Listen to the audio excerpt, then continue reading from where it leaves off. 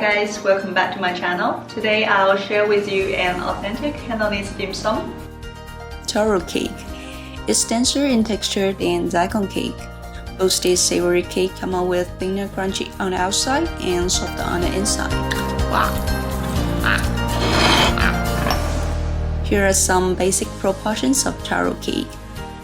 The taro, rice flour, and water make up a large portion of taro cake, and some additional ingredients provide the umami flavor, including dried scallops, dried shrimp, roasted peanuts, Chinese sausage, and dried shiitake mushroom.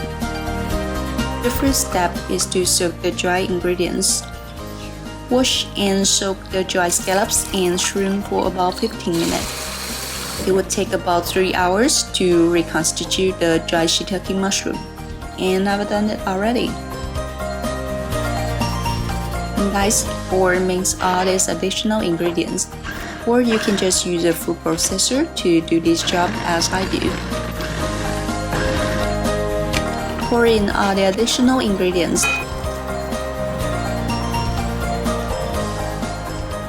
Heat a saucepan on medium-low and add all the seasonings I listed below.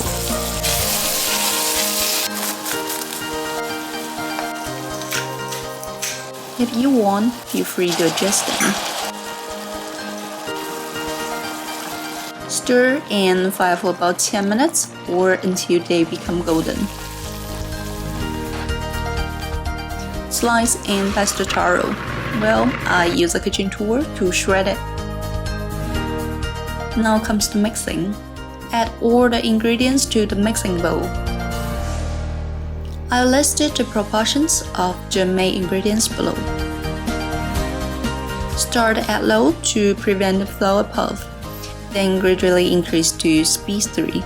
Turn off the mixer 1 minute later, or until all the ingredients are mixed very well. Pour the mixture into a deep oil dish and flatten it down. It's about 1 inch thick, and I pop it into the steamer for about 40 minutes. Optionally, sprinkle some sesame seeds to decorate and give it a press. Let cool down, wrap, and freeze it for about 8 hours, or just like stay overnight.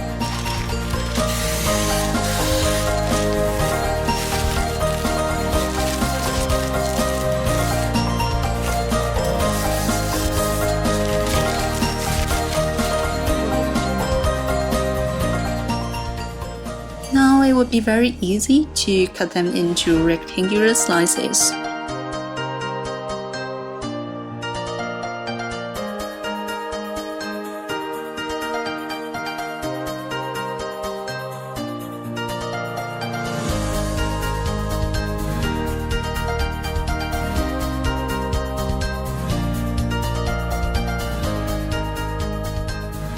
Store them back in the freezer.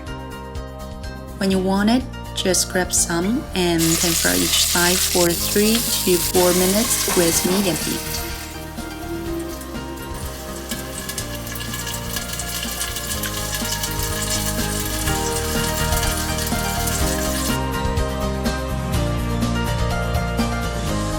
But I would prefer to pop them into the oven. Preheat the oven to 400 degrees Fahrenheit.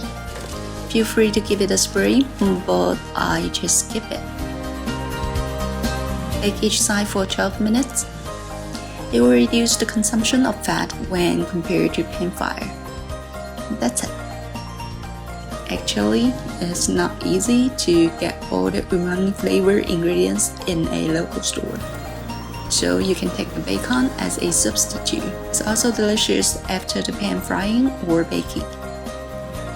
Just keep that in mind. The proportions of taro, rice flour, and water are the key points of this recipe.